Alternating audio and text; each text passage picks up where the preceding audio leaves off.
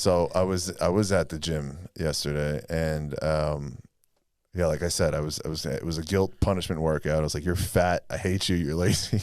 Yeah, but sometimes those are the best. I know, you're workouts. right. You're right. It's a great hate's a great motivator. You know what? It's almost like Joe Rogan says, where he's like, you know what, just fucking do it and get it done, 'cause you'll feel better at the end of it. I mean, I bet you felt probably great when you got through it. Yes, yeah. I mean, I couldn't walk, but mentally, I was like, all right, you did something. But yeah, I stacked on 225, and I was like, all right, so let's just go right to 315. Because I know if I do 275, I get a little tired, I'll wuss out. So I do 315, and some weirdo and his girlfriend took a picture of the 315 rack behind me. It made me feel good, but on the other hand, I'm like, all right, let's relax. Yeah. But and then I just jumped right to 405.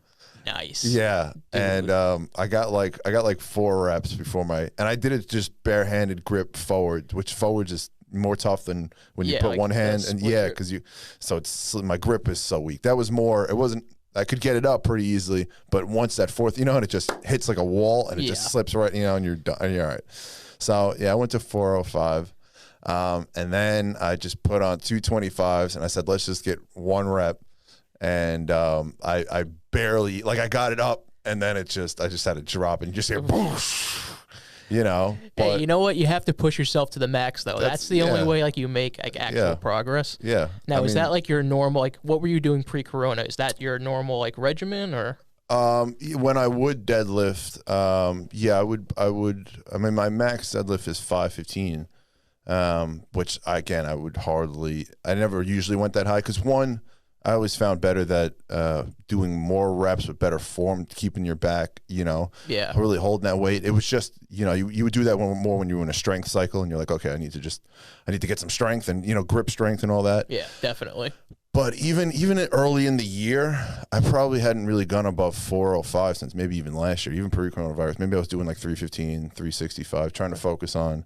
So I was just like, screw it. Let's just blow my back out. Workout. Let's do this. I'm pretty sure I popped a few vertebrae there, Well, you know what? That's the thing. I mean, I've tried deadlifting and I really don't do it. I mean, I was doing it at one point and some Russian guy came over to me in the gym and just pointed out how bad my form was. He was like, no, you lift like that, you hurt your back.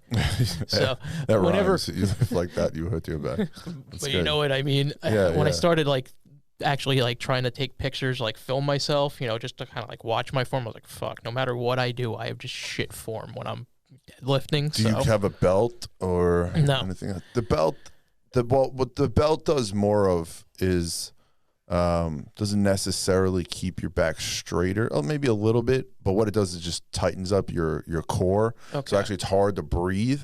So but it keeps you basically your lumbar and everything straight. It's not so much for alignment. You can still, because you put it high up. Okay. Okay. And so the idea is basically because you can't breathe, your core has to stay tight. You know how you're supposed to, whenever you do an exercise, you're supposed to breathe in and then don't breathe out until you're done with that rep or that, as you're doing you want to tighten your core. Right. So because you can't expand your sternum out, your diaphragm, you have to stay tight the entire, so there's less of a chance. So it doesn't necessarily align you better. You can still bend over because it's it's a small, relatively small to your body. It's not like a giant brace. You know what I mean? Yeah. It's not going to hold everything in place. Yeah. But the idea is you're keeping your core tight the entire time. Okay. So there's less chance of injury. So it is beneficial, and you got to get used to it a little bit. You'll be completely out of breath after because once you finally take it off, you can breathe again. Oh my goodness. but it does help, and you can try. Of course, the grip is usually the biggest problem. Once you get really heavy, just holding on to it, and especially now, my forearms are half the size, everything, and my back is so much smaller. But the strength is come back fairly. How long have you been back to the gym now? A month? Yeah, about a month.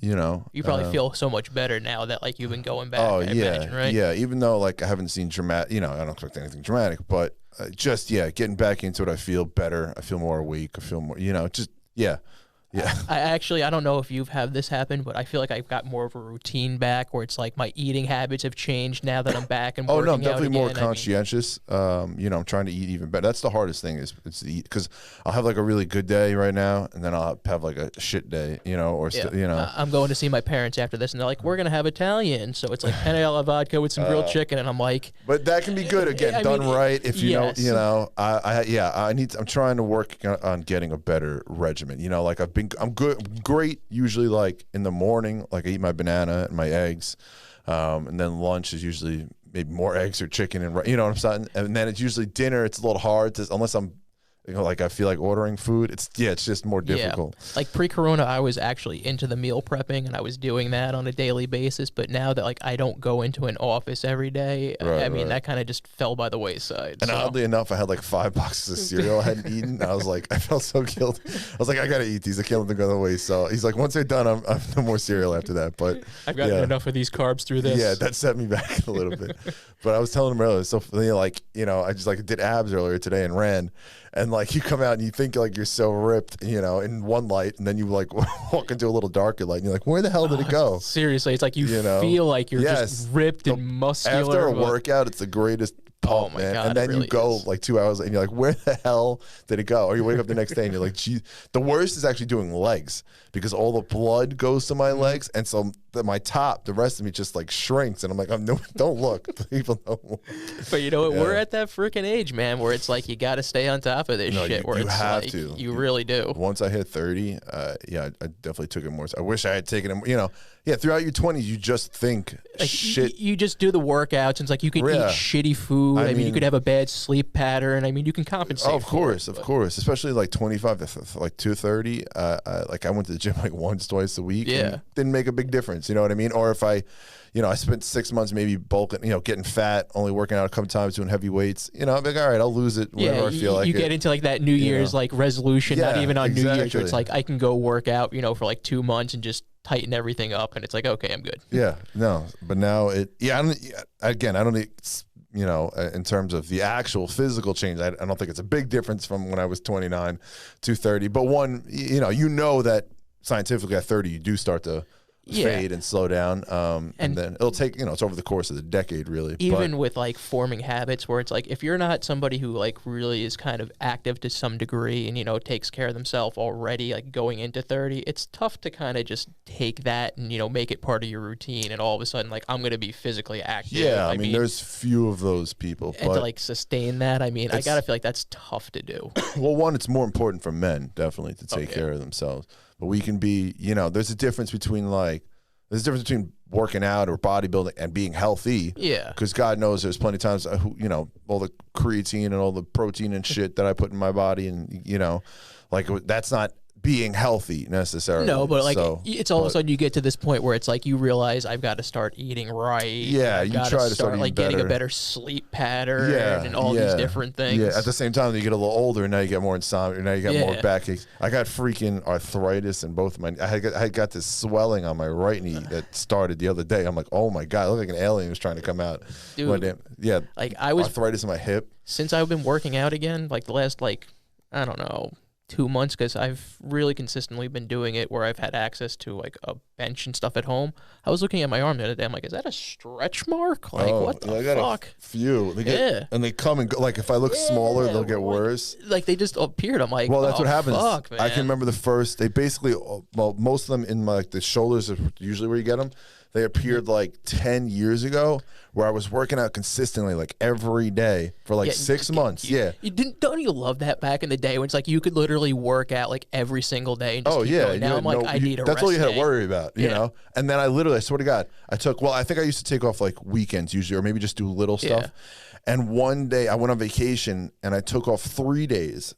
And Monday, I took off Monday too, and I wake up like Tuesday morning, and I wake up with stretch marks all throughout. It literally happened in one day. That's how quick it happened. Because I had put on like probably 20 pounds, and now it was so unused to that one extra day of, Your body just retains everything you put in. Right. Well, that's what happens. It's not when you're growing, you start like stretching. It's when you stop and come back. It's like, okay, because we've been stretched out for so long. Yeah.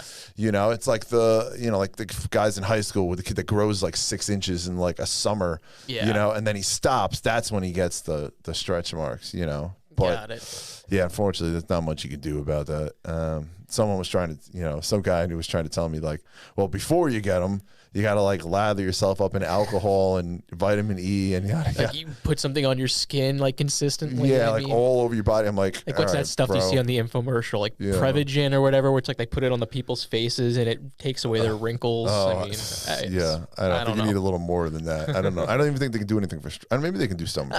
You know something? Dude, I guarantee you, skin for like surgeries, like when these people lose like 200 pounds. Yeah. How does that even work? Well, have you ever seen that show, like My 600-Pound Life, where it's like the people that actually do lose hundreds of pounds, they're like, yeah, we're gonna give you skin surgery because you're carrying around like 50 pounds of just excess skin fat. Oh no, please, heavens. Yeah, but you see those people, they got like an, you know, I remember Click, remember when he's just flapping it? Yeah, it looks like a tongue. Yeah, but seriously, the actual like surgery behind that. What are the? How does that? How do you laser? How do you not have any scar? You know what I mean? Dude, it's incredible. I would picture even if they got it off, like one big smiley face scar across your. They literally make like an incision that's like the size of a pencil, and they have like a metal rod that goes down into it, and the doctor's like pulling on like pins, almost like triggers. Is this on the show? This is what you've seen. They show this shit. I'd like be so it's normal. horrified to watch it. And like they cut people's like parts of their stomach out because that's like obviously what it is. They shrink the stomach. Right. But like they do it all is that without lap like band, or is that? I think it is, but like just the fact that they can literally go in with like one little rod and like that's all they need, and like they can do precision surgery like that. Surgically that they can do, you know. And I think I told you, like my dad had this spinal fusion surgery, the same thing that Peyton Manning had. Right. I mean, I was doing a car trip with him. We went to Connecticut last week, and he was telling me, he's like, I feel so that I was able to get that surgery and I have like this quality of life, because even 20 years ago, I mean, he probably would have been, you know, close to a wheelchair and would have wound up passing away in the early 70s. Right. I mean, they just didn't have the technology to go in and like fuse parts of your spine and shit like that. No. But nowadays, I mean, even 50 years, you know. Yeah. Even I had an appendectomy 6 years ago. Like, I would have died in basically any other time period. You know, you were probably like in and out of the hospital in like what, like a few days? I was there for 2 days. Yeah, and like literally, you said like you would have died a few years ago. I mean, it's crazy the stuff that they do nowadays. I mean, the person, surgeons, if they're not like, I don't know who else, who really tops them in terms of, just how they even get to that place, like, you know.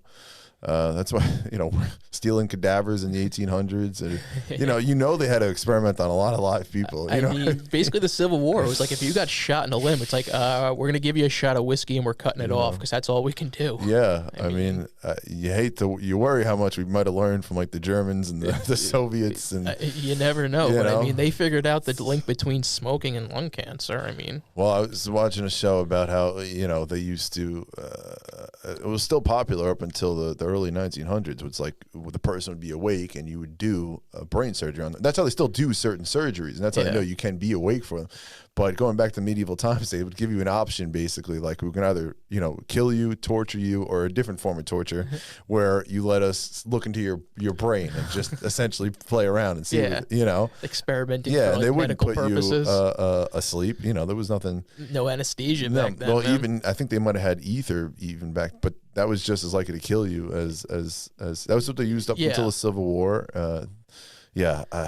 Bro, how people survived in general, I have no idea. Well, I mean, I think we talked about it. George Washington died of bloodletting. Like, they thought, like, if we just cut you and let enough of your blood out, like, maybe the sickness will bleed out through that. It seems like a reasonable idea in a sense. I mean, I guess back then, even in some sense now, obviously we know better. But you know what? The theory behind, okay, you got a contagion inside of you. Yeah. Let's see if we can like leak it out. Drain it out. I mean? Like, maybe if you had like a cyst, like, let's just like try cutting that off. That's what you do with certain things, right? You still just kind of drain them. Like if you've got like, dermatology-wise, an infection, drain it, right? Or so, So obviously we know better, but.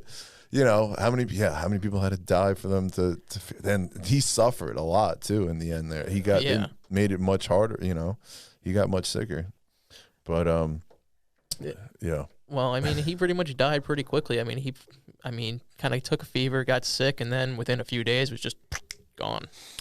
Yeah. Trying to think of who else was it? Was it Harrison that he wound up giving his inauguration speech, wound up catching pneumonia from it, and was like dead 12 days into his presidency?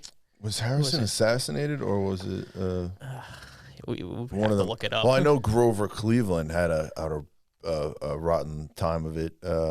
He was shot, and this is when Alexander Graham Bell tried to first of all he had a terrible doctor, right? Yeah. Who told him that like the bullet was like on the opposite side of where it was or whatever.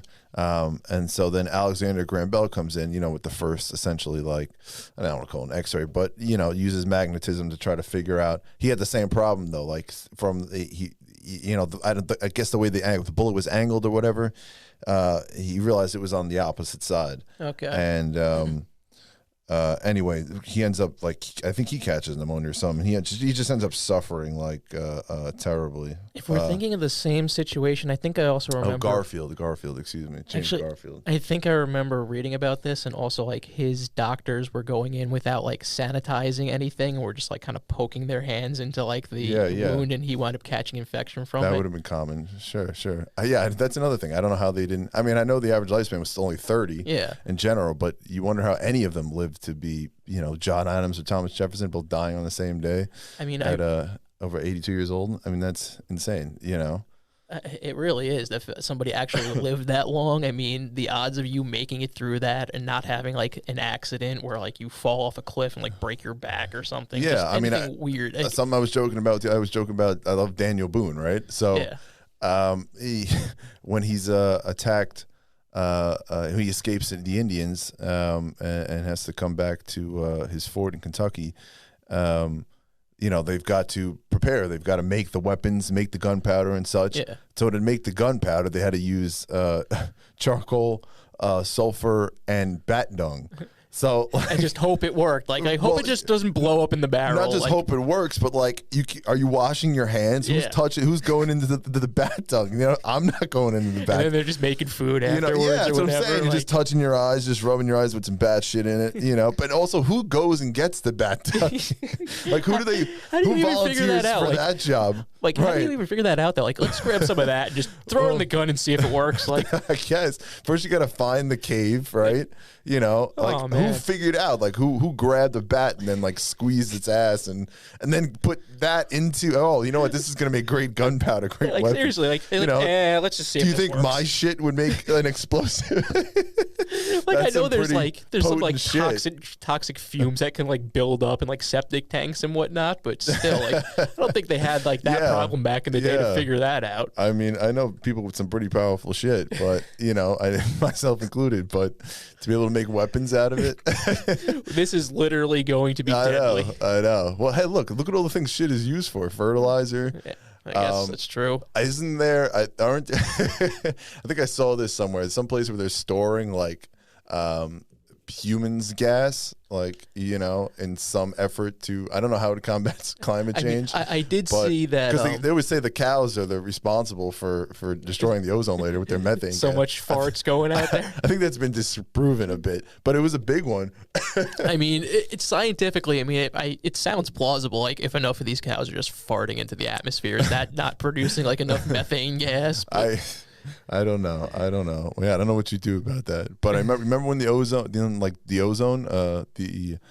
being destroyed was like a huge thing, like 10, 15, when we were a kid. Yeah. Like that was like the thing in the 90s, like the global warming. That's when they used those terms, you know. And the Day After Tomorrow came out, and that was a big movie, and everybody thought the world was going to end. And, yeah, and the ozone layer was being destroyed, and then they kind of moved on 10 years. It's like, all right. If you go back and you watch Biodome, I feel like that's like a good synopsis of how like the 90s, everybody was like into the environment, economically friendly. I mean, and nowadays, it's obviously still something that's very important, but some people take it so far that it literally it cheapens the message of where like it needs to be applied. That's the thing. That's the issue, is that it's become politically divisive. When it first kind of came out, like everyone, you cared, you tried to do your best on Earth Day. You tried to recycle, like, all right, common sense, but people weren't, even though they made movies like The Day After Tomorrow, there was still a sense of calm. You know what I mean? Yeah, that was like a sensationalist, like worst case scenario. Look what could happen. Right. We knew it was a movie, but then The Inconvenient Truth comes out. Oh my God, freaking Al Gore. And they start making these predictions, and that was the worst thing they did. They started making like, the scientists, have to, in a sense, right? You know, have to have some outlines. Okay, it's possible, but that's, you know, you don't use that as a fear tactic. You don't.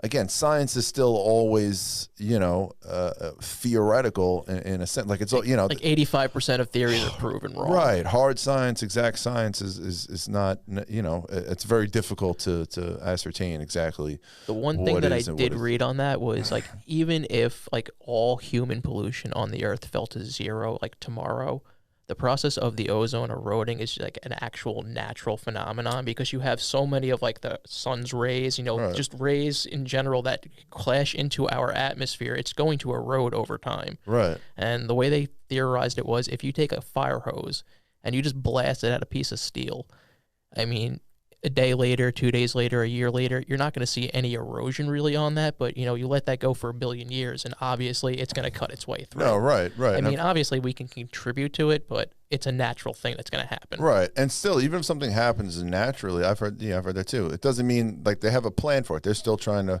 even if it occurs, like, we can, you know, do essentially, you know, we can, there's no reason why we can't try to stop it, even if it, you know, like, we can limit it. I think scientists have realized, like, at some point we have like 1 billion years to figure out how to, like, shift humanity and find like a new, like, long-term planet, or how to live in space. But that's the thing. That's the other thing, is, like, you know, when we start talking in terms of billions of years, am I really going to care? You know what I mean? That's exactly, like, it. It's like, how do you care about something like that? I do marvel at the people who do try to figure it out, especially when you're talking, but, you know, maybe because it's just their job, but, you know, when you start talking those kind of time increments, it's like, all right, well, you know, but yeah, like you said, but the other thing, when you said there are people who say that even if we stopped all of the pollution, there's no reversing it. You know, those people, the ones that, it's still too late, you know, the doomsday. No, I mean, the Earth has got so many, like, characteristics. I guarantee you, if, like, we were to be wiped out tomorrow, the Earth would naturally heal itself. But yeah, I mean, think of it as like the human body. I mean, there's a lot of people that smoke and drink all their lives, and they live to be like 100. You know what I'm saying? So my freaking grandfather, he used to joke that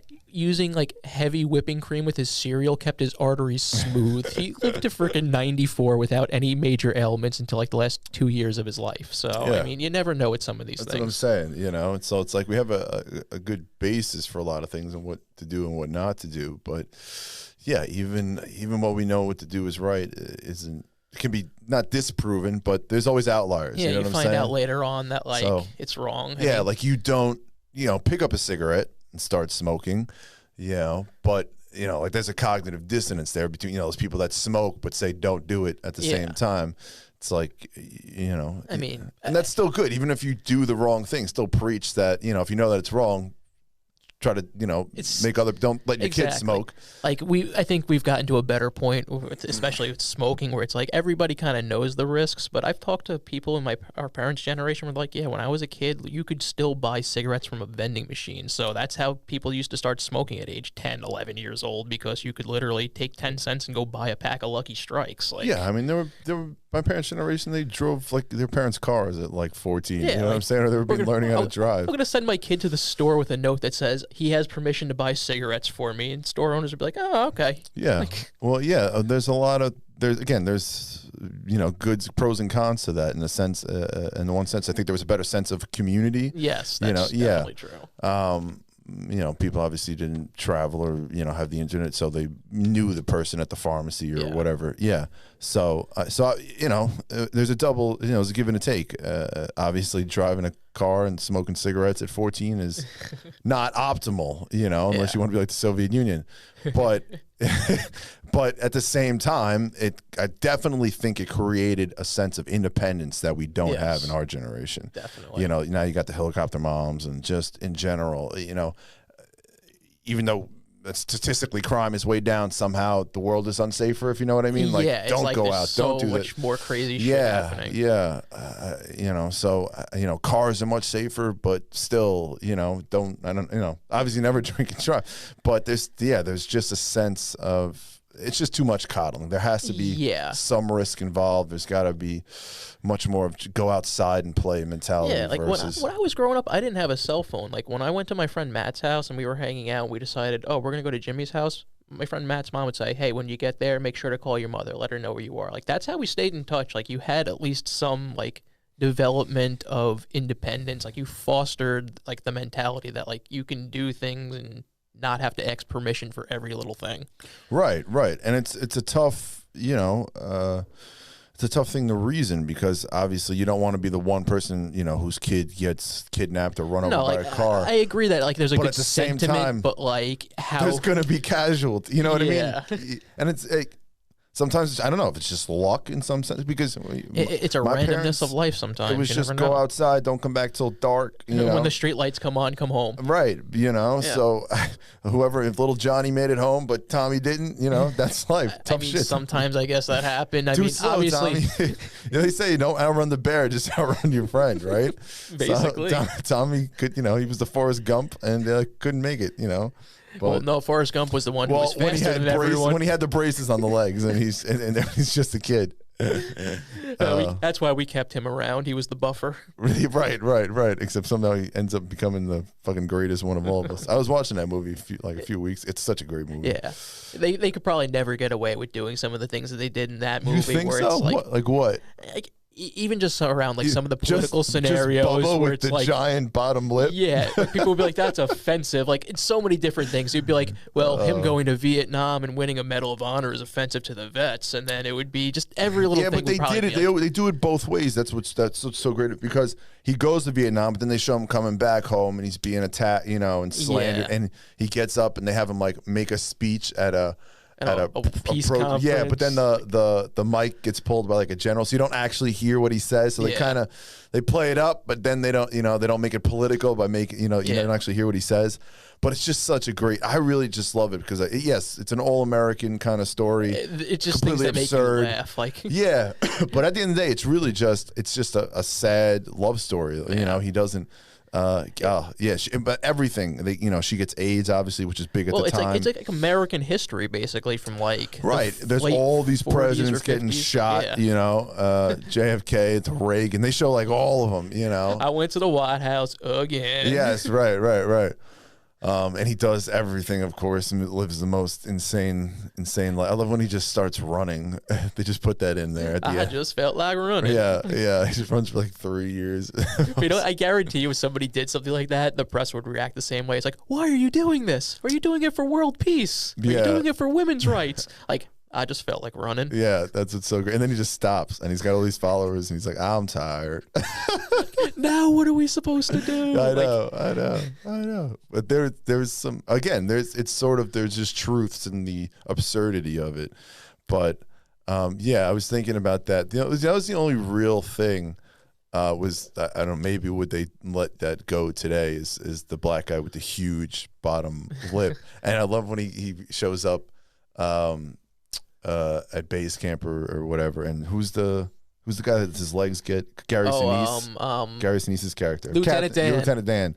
And he's like, boy, you better tuck that in. You're going to get caught on a tripwire or something.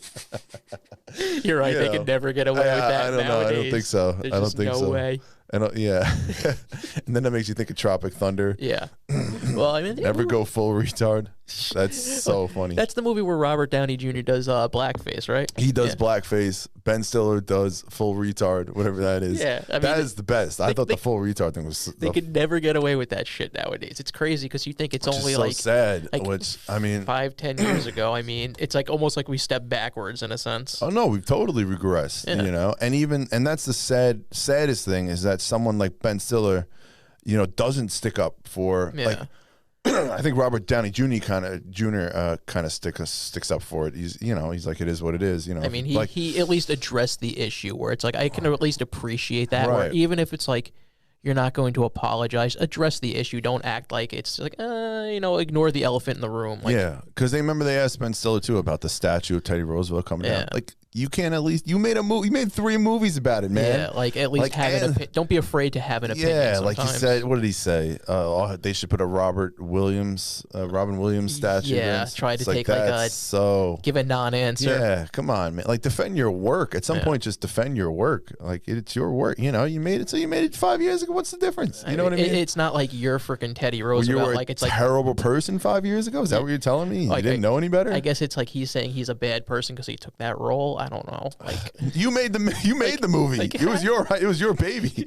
You know what I'm saying? Like you're gonna apologize for every work that you know. It's just the fact that we're in like a different age, even from 5 to 10 years ago. I mean, there's like we've talked about, comics can't make jokes that they could get away with 10 years ago. No, I mean, unfortunately, but the bigger issue is obviously, you know, like we've got to change it. We've got to fight to change it back or move it to a different place, whatever, where it's because no one wants to live. Like when you do polling, are people happier now than they were? No. Right? Nobody is. No one, left or right. Like, you know, like when I see like these woke left-wing mayors or governors go out there and they're getting booed by the people that are supposed to.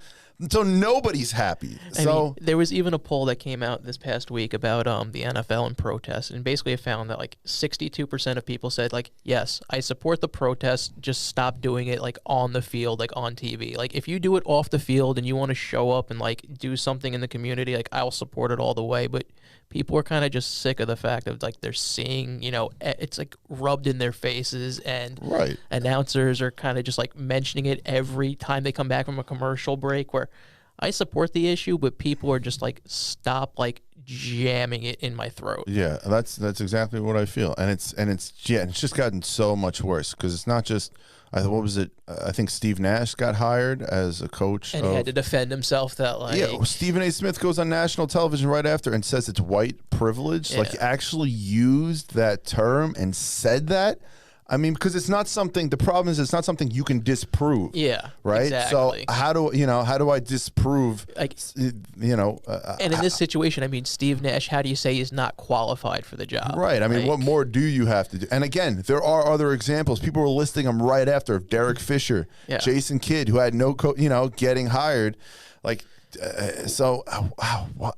you know, because like there actually probably are scenarios where like white privilege can come into play. I'm sure, you know. Again, I don't believe in that as a thing. I don't know. I don't even know what it means or what. But I understand the idea of what you're saying. But I think it goes. But like when in any realm. But when you say something like Steve Nash being hired as white privilege, if any scenario if you have where all the credentials, and someone's still saying it. When you say it that, like, you cheap it from any scenario where, like, it might actually be existent. Like, right. When you hurt compare your it to own that, point. Like, yeah, you cheapen, like, your own points. When there maybe is a legitimate claim, I'm going to just be like, I don't care. You know? Because you see that headline and you're like, okay, it's like, where is this going? Right. And, it's just terrible. Well, I mean, it kind of brings us into what we were talking about before with Joe Rogan, where he talked about the Oregon wildfires. Oh, yeah. Hey, can you pull that up, Rob? Can you see if you can? I mean, I haven't watched the actual video, but from what I've read, he said... The video of him apologizing? I don't think he made the video of him... he posted one on Instagram. That's how I saw it. It's just this... Oh my God! I'm so sorry. At the end of the world, I'm like, Joe Rogan. What? Yeah, he did a very over the top corporate like, please, I'm sorry, like, but I didn't watch the actual video of his show. Like the original statement that of whatever. But apparently he was saying that there were people arrested in conjunction with like the wildfire, but I think there were. But there was one from his apology. So I'm like, no, there was definitely a guy that was arrested, but I think they debunked that like the fire started like 2 or 3 days before that he was arrested or some shit. The podcast king who recently moved his show and treated them to a debunked right-wing conspiracy theory this week by asserting that left-wing activists are behind the wildfires currently raging, after insinuating that Black Lives Matter and anti-fascist protesters' nightly clashes with police in Portland. Or what did he say? Rogan, without citing any evidence, said that authorities have arrested people for lighting forests up there. They have arrested left-wing people for lighting these forest fires. They want your head and your blood, and you don't seem to be willing to settle for anything less. Well, I certainly agree with the sentiment. I guess if you have a multi-million-dollar podcast, you have to. He's watch doing it for PR purposes. You know like he doesn't want to lose the contract. I mean, but see, this is what I hate. Like the police chief comes out, calls it a conspiracy, 100% full. You know what I mean? Like, don't overreact to Joe Rogan. He came out and gave an apology that was over and above what anybody that is in any branch of the media that got caught doing the same thing would have done. See, no, but he's not.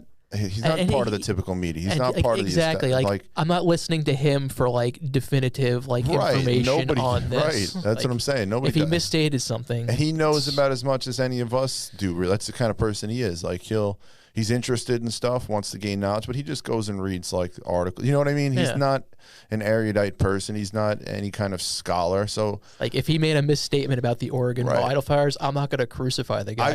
Well, that's what I'm saying. It's not like he's an expert on firefighting. Like I think reasonably, like just because his platform is so big, he probably should issue a retraction. Like, okay, I misspoke, but you don't need to, like, because again, who are you really apologizing to? You're just apologizing to the people that you just blamed for being animals. To your corporate sponsors, pretty much. It's but what I mean is like the apology. Maybe it's for Spotify telling them to do it, but what I mean is, I think that's who's really lot of it. Who really wants your apology? Only the far left radicals who want your head for making this statement. You know what I'm saying? I don't want it.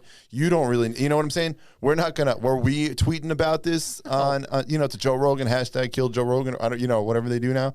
No, so cancel Joe Rogan now. Like. Right. So you just let them win. I got no problem with saying, "Look, I made a mistake. I'm wrong," but you don't need to say you're so because again, exactly. I know he tries to be such a moderator and be so apolitical. He's gotten more political, even though he's left wing. Well, I mean that's the sentiment of the country. I mean, no, right, and he's angry. He's as angry as anybody else. He does a very good job of keeping it. I think you can see the anger kind of simmering in him, and as in a lot of people. And again, to talk daily, man, $100 million deal. It's so ridiculous. Like when he has like an Alex Jones on, like Alex Jones, you can be as far right obviously as you want to but he's just crazy. Like he's just he provides no insight. He's there to kind of market his products that he's sponsored for, so his vitamin pills and all that. I mean he just I don't pay him no mind. I mean I know I don't pay him no mind. Like Alex Jones, obviously, like I probably am gonna disagree with everything he says or most of what he says, but like I understand that going in. If he has a podcast with Alex Jones, I'm not gonna be like, oh my god, can you believe he allowed someone to say this? Like, I understand like what I'm probably gonna see before I no, right, but it's not even that. It's I just like the guy offers no. I think he's crazy. I think he's mentally ill. You know what I'm saying? Like, I think he lost his or is in the process of losing that. Thing. I mean, there's conspiracy theories out there that like people can get into, but like that's just one where people are just like, dude, like really. How sick is it that we just brought that up and I thought of that new Netflix show, Cuties? I haven't like seen that, but like, please don't. I haven't either. It like sensationalizes like little girls or something, I guess. Okay, can you pull up Cuties? I've seen like the anger over it, but apparently it's disgusting. I just saw an article that Netflix cancellations are way up because of this. Yeah, they're doing shit like this. Sick, and then people are linking them also to what is it? Sex trafficking or something. Yes, child pornography. Yeah, God, I don't want to like see any actual pictures. I'm already freaked out. But right, click on that. I know I just read an article that they're losing subscribers, which is good. I mean, that's the way you boycott something. I don't like typically boycotts, but hey, No, sometimes like they're necessary. Like, I mean, basically, have you seen what happened with Disney and Mulan? Yeah, I refuse to watch it. They towed basically the Communist Party line to say, hey, we made a bunch of money. Yes, I mean, we can at pull some that up point, right I after. mean, that's. I refuse to watch that. Yeah, it's some point. You gotta have some principles. I mean, it might sound stupid, like, I'm not watching Mulan. I'm gonna really stick it to him. No Mushu for you. You know what I'm saying? But no Mushu for you, no Mushu for me. But I heard it was nothing like the original. But we can read an article about that. But the only thing I really saw, I can tell you a little bit about it just because I saw Barstool Sports. Apparently some guy watched it and that was creepy enough in and of itself. I'm like, dude, I don't care if you're doing reporting. Why are you watching Cuties? You're a grown-ass man. You just get like the clips or somebody else's synopsis and just... But he said it was freakishly disturbing. Like there was he said there was one scene. I don't even want to repeat it. I feel like I'm going to vomit. Wait, so Cuties first courted controversy with marketing materials showing 11-year-old girls in suggestive poses, but the tumult has hit a fever pitch since its release with U.S. Congressman. How did that even get a green light? If it's putting forward 11-year-old girls in suggestive poses, how did anybody at that studio green light that? Not just like suggest, like they're in skin tight paraphernalia supposedly. I'm honestly I'm about to throw up in my mouth, but Like no, but like seriously, like who looked at this Netflix, and went, "Yeah, let's make that movie"? So woke. So apparently they made the stories about this black Somalian immigrant or something like that, dancing her way out of the ghetto or some shit. I don't know. So they're like, Netflix is like, yeah, that's great, you know. And it's a French movie. And so from what I saw, and I had read another article quickly just to see what she said. She's like, well, I have the same problem too. I hate this too. But you have to watch the movie to see what I'm really talking about. I'm like, all right, well, that's a good one. You know, that's a good way to get people to watch. But yeah, so he was saying that like there's this one scene in particular where they're in like skin tight clothing and there's a security guard and he's like not going to let them go or something. I don't know if they're trespassing or something. And so they start like, you know, twerking and like, yeah. And then he like likes it and like lets them, I wanted to throw up. Like, honestly, like just from like, it doesn't matter what your political stance on being woke or whatever is. I mean, how does anyone from a business standpoint look at that script and think, this'll be good. This'll get us a bunch of subscribers. And then from a moral standpoint, how the fuck do you say like, yeah, let's make this movie? Like, what the fuck? I don't know. That is so wrong on so many damn levels. Again, because you know these things go through processes where like a lot of eyeballs. Yeah, had to have seen this. Like, how did this pass this many levels and no one was like, hey, I don't think we should make this. Well, I think it perfectly encapsulates the time we live in, especially with big tech companies trying to be so woke. They don't want to shut anything down. Like they know, okay, you know, like white male or any kind of racism that way, that's just, it's over. Shut it. But anything else, well, it's open to interpretation. They don't want to offend. They don't want to say no. So they'll just let anything go. That's like you're so woke, you've done a full 360 and now you're not woke. That's what I'm saying. That's what happens. Politics is politically, it's a circle, man. You come back. You can't keep going further left or further. You're going to end up back on the other side. So I'm telling you, they're almost there on the other side. They're the modern day Nazis, these left wing people. Censorship, I mean, anti-racism, that's actually whatever the hell they're talking about. Well, that's actually another topic I wanted to get into today. Did you see the poll that came out that 20% of millennials actually don't understand like anything about the Holocaust? They actually believe that 20% of millennials believe that the Jews caused the Holocaust. How does that even? Like, what does that even mean? I don't understand how it's possible that like they don't understand what happened there and like the ramifications of it. So do you have any more insight onto like when they say they caused it? Like basically, they believe that they brought it upon themselves. Just by being too greedy and rapacious and making money and basically, so many people looked at that and said, "Well, I don't fucking like that." But just the fact that, think about it, 20% of the kids, like, and this is a national survey, and they broke it down state by state in terms of like who's doing the worst job educating these people.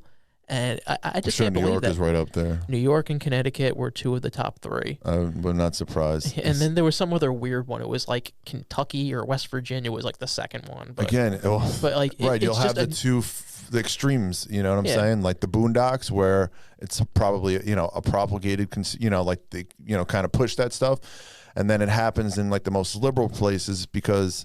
I don't know. There's this weird, again, cognitive dissonance where like they preach this hardcore anti-racism message, but yet still certain groups are isolated. Again, like whites, and usually Jews are kind of limped in because they're white and they make a lot of money, so they have power, and that's how they look at it. Well, if you ever notice, especially lately, there's always a high rate of anti-Semitism, right? But some of the numbers actually bear out that. Maybe the worst incidents come from right-wing extremists, but most of it, like a lot of the sayings, the minor stuff, like maybe institutionalized stuff, like come from the left, come from the far left. There's a weird, especially black people really don't like Jews. I think because one of it dates back to the entertainment industry and powerful Jewish men controlling that, especially like lower class, black acts that basically were kind of at their mercy. Sure. And so they, even if they have, they were born 20, 30 years ago and have never known that in any way, they hear about, and then they tie it, and they use it for their own. And so there've been people that I think there was like a British rapper recently. I don't know. I heard that, posted I remember hearing that. There's been a few. Ice Cube, I think Ice-T, whatever those guys are. Yeah, they've made a couple of like weird statements. The ones who, Jews have helped make them millions for, are also the devil too. But that's one, that's one. if there's one you've always got to kind of watch out for, it is anti-Semitism. I think it's always there, just kind of lurking. It's got a weird acceptance. Almost like it may not be as prevalent sometimes, but the people that preach that are the ones that are like usually the furthest down the spectrum on the crazy scale. So.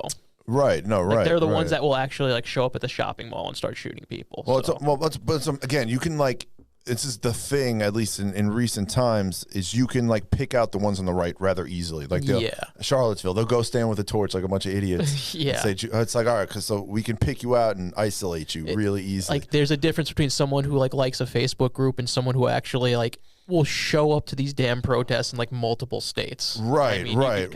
Right. So, who's more dangerous? The intellectual, the professor who, subtly preaches it or overtly preaches it at a college, as they think now and definitely in certain places, or, again, you can, the police, they can pick out the guy that posts the hateful messages all day long and belongs to certain groups and, goes out there, they can isolate. What I'm saying is he might be a more immediate threat, but you can usually shut them down. You know what I'm saying? You know who they are. Yeah. It's the other ones with the long-term ideologies, and unfortunately now it's been pervasive in the schools. Tucker he had a parent on, Tucker Carlson, this woman in one of like the richest, most well-known, affluent education systems. I don't know if it was like Connecticut or somewhere. Oh, that's probably the Notre Dame system in Connecticut, because that's like.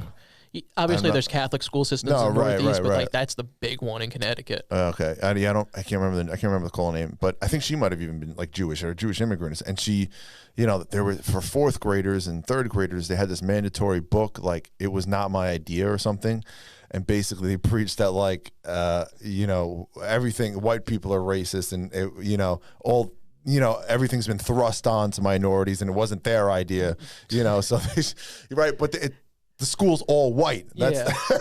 So it's like they're almost trying to guilt trip them into it. Right, that's exactly what it is. So she of course she pulled her kids out of there. Yeah. One of the, but it's so third and fourth graders teaching them to be like it's so beyond me, because I went to I grew up in Queens, and I went to an incredibly diverse school system, and you just, first of all, obviously you didn't notice it really when you were young.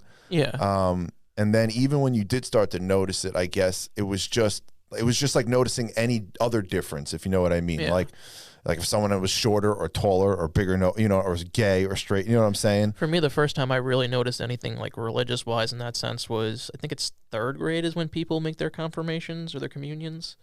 Third grade is communions. Yeah. Okay, yeah, like that was as later, I think. Okay, but that was like the first time like I really noticed anything, because everybody in my grade would get out. I think it was Wednesdays. They would get out of school an hour early, and like the 4 or 5 Jewish kids that were in my elementary school, we would just be given an hour, go on the computer and go on the games and do whatever the hell you want. Right. But I mean, like you said, you notice it at some point, but it was never a big deal. Right, you notice it just because you become older and you become aware of the world and things. It wasn't a big deal in any sense. I mean, I never thought like, oh my God, I'm different and people don't like me. Yeah, and people change, and obviously they start to, again, you start to become more aware, and so, some people might gravitate towards some of the race stuff. Usually, especially like, again, I had like one black friend in particular growing up. As we got older, more into high school, he got more into, I don't know.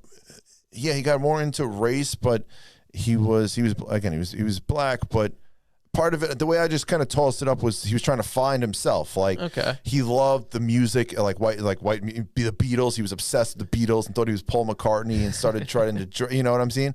And I know he was kind of culturally torn, because he would he went to at his high school, he would always refer to, I have my white friends and I have my black friends, you know what I'm saying, and the two shall never meet. It's like a wife and an ex, and a mistress. But what, I get that, it's almost like a clash of cultures, right? And so I didn't do what you want to do, bro. You're just trying to find yourself. I have no problem with it, but then he started trying to put, he was, I don't say he was lost, I don't know if he was, but it happens all the time. I had a Muslim friend in high school. He started off as like a black wannabe gangster, and then he morphed into like a Guido, and then wanted, white and into nicer things. And that's just, That's people life, change, man. they develop. Especially nowadays. Like maybe that didn't happen 200 years ago because everything kind of stayed the same. I mean, you weren't worrying about the latest trends, or you know what I'm saying? I mean, it's a niche in life. I mean, when I was in high school, I went through an emo phase. I mean, I went through the black phase, the ghetto shirts too big, wearing Echo and all that stuff. Sure, I wore it like we had dress down day. I went to a Catholic school. I wore the Young Jeezy snowman shirts because I got that snow, man. And because they were so dumb and white, if they didn't know what that meant, that was referring to cocaine. Except for one girl who I think she did cocaine. She's like, oh, I know what that means. Hey, come over here. I want to talk to you. Yeah. She's like, I got that snow, man. And he's like, so, you know, and then as you get older, you know, you dress differently. You dress differently 2 years later, you Ed Hardy or whatever, and then, you know, Abercrombie phase or whatever. And, you know, that's just like, especially now, I think it's harder it takes longer. There's so many versions of music. You know, you listen to rap, so you get that mentality, and then you listen, you know what I'm saying? Yeah. But basically, I was having a group chat with two of my friends, and we were talking about that poll that came out. It's like, how could, you know, so many people not understand, you know, things about the Holocaust and our education and our history? And basically, it just came down to, because we have so many, like, education is a very localized thing politically. I mean, it's delegated to the states and then, you know, local school districts beyond that. And you have local districts, you have Catholic schools, military schools, private schools. So the idea that like everyone would be on this conspiracy is just not plausible. The only thing that I can think of is maybe some of these kids, they get on the internet at such a young age and they see things where they develop. Wait, who's on a conspiracy? You mean? I mean, there's like a conspiracy now, like a concerted effort to. Like, I mean, that's suppress? what it touched on in that article. It's like, is there a conspiracy where like our educators are like allowing anti-Semitism to grow amongst our youth? And I'm like, that's just not possible because we have private schools, Catholic schools, I mean, military schools, private schools. I mean, there's just no way that everyone's in on that conspiracy theory. The only thing I can think of is that enough kids nowadays are on the internet and they see videos on YouTube or something where it formulates their opinion on a topic. It's the only thing that I can think of. I would actually more agree. I'm totally anti-conspiracy theory, but I might actually agree more with your first statement in a sense. Not that they're all getting together and saying, you know, hey, we're not going to teach any Jewish-related stuff, or go so far as to say the Holocaust, like even like what you were talking about, like the guilt tripping and stuff like that. Right. I think it's all tied in because as they've made this push towards anti-racism, as they call it, there's no way Judaism doesn't fall under the umbrella. Yeah. And some of the biggest, most woke left-wing activists are Jewish people. Yeah. You know. Well, Hollywood and like the elite. Sure. And class. they have, you know, they have no problem, those people killing their own in a sense, if you know what right? Yeah. So. You know, and the Jews are powerful. They have money, and that's kind of all you need for them to attack you. Yeah. And so, and they don't. Yeah. Again, and if you're in any way, again, white, or again, if you've had power or money, even if you don't personally throughout history, they see you as someone to be taken down. You're an oppressor. So it's almost like, what is it? The French Revolution. You're the bourgeoisie. Where it's like you're the elite class. It doesn't matter that, you know, cultural genocide has been perpetrated upon you, of course, as much as anybody. That's why when you hear this, there's that, you know, I've heard Dave Chappelle say it. I've heard other people say it. They make that claim that black people have had it the worst ever throughout history, even worse than Jews. Like there's no, you know, how the hell can you make that statement? Like, first of all, is it a numbers game? Because if you want to talk statistically, or at least in terms of proportion, because there's so few Jews, no one's had it worse. I mean, there's only about 14 million today, and they're still fighting for their one piece of land. And well, they have America, but like, you know what I mean? Yeah, I get what you're saying. Where it's like, how 6 could like million this, were like, done off. Small group of people, just in Germany alone. The Soviet Union was killing them too. Oh, I mean, well, I mean, there were stories that basically, as the Nazis were moving through the Soviet Union, the Soviets that were capitulating were like, you know, that guy's Jewish over there. That guy's Jewish over there. You might want to check out that family too. They don't have all the numbers, but it's very possible they killed off more Jews in the Soviet Union than Hitler did. But, you know. But I mean, Stalin fudging numbers. I mean, sure. You'll never know. I mean, dude, the amount of death, just how it would have looked like, you know what I'm saying? Yeah. How many? 21 million Russians supposedly died during the war. About 13 million soldiers, and then about 8 million. I'm sure it was vastly higher. Yeah. They estimate about 80 million people now died during World War II from starvation, just even not directly. And they never even, they never were able to find all the bodies and count everything. We couldn't find the bodies from 9/11. Do you think they found the bodies? They're still turning up shit nowadays on battlefields. Like, they're finding, watches and freaking bullets and all kinds of stuff. They still find, unused, forts or, cement, caves and stuff that were used, bunkers, and the word I'm looking for. There was some guy a few years ago. He was out in somewhere in the Philippines on one of the random islands, and he was just walking on a nature trail and happened to stumble upon an entire cache of Japanese weaponry, where it was a fully preserved rifle, a couple of grenades, and spare rounds on the side. Where he's like, holy fucking shit. Do you know that story of the Japanese guy that he was 62 when they found him? He thought he surrendered for in 20 years. 1970 or something. It's a what, Alva? Oh, okay. What have you been living off of, dude? Just living in the jungle for all those years by yourself. Well, obviously the Japanese were notorious for being able to live off just a little bit of rice and water and nothing else. And they had the determination. I mean, for sure. They always talk about the savagery of how they didn't care about. They would kill themselves rather than surrender. Sure. And I can't. I just can't even imagine it being dropped off on Okinawa. None of it. I would have been shot in the back, friendly fire. That was another thing. Friendly fire killed a lot of people. Mortars and all that stuff. Yeah. I mean, they used to bomb the crap out of these islands, and it would do nothing. And, you go in thinking, oh, all right, we got them. Burn everything with flamethrowers and napalm and shit. Everything was fair game, and this is without chemical weapons. That's too much. We can't have that again. We can't have a repeat of World War I. It's crazy the things that they'll say are okay, and then did you see the picture of China's scaring the shit out of me now? You see the reports coming out about their power, their weaponry. Now they have some next level fighter jet, and literally these Justice departments and military departments are literally there's exclamation marks on them, how worried they are about the Chinese military, as if they probably already couldn't just shut off our electrical grid tomorrow and do whatever. You know what I mean? They're so immersed in the system. But sorry, just the one thing in particular was they found a satellite picture of what looked like to be a submarine going into the island. So they believe now that they built some kind of underwater submarine base into the island, some James Bond shit. Austin Powers shit. Dude, where is this, in the South China Sea? Yeah.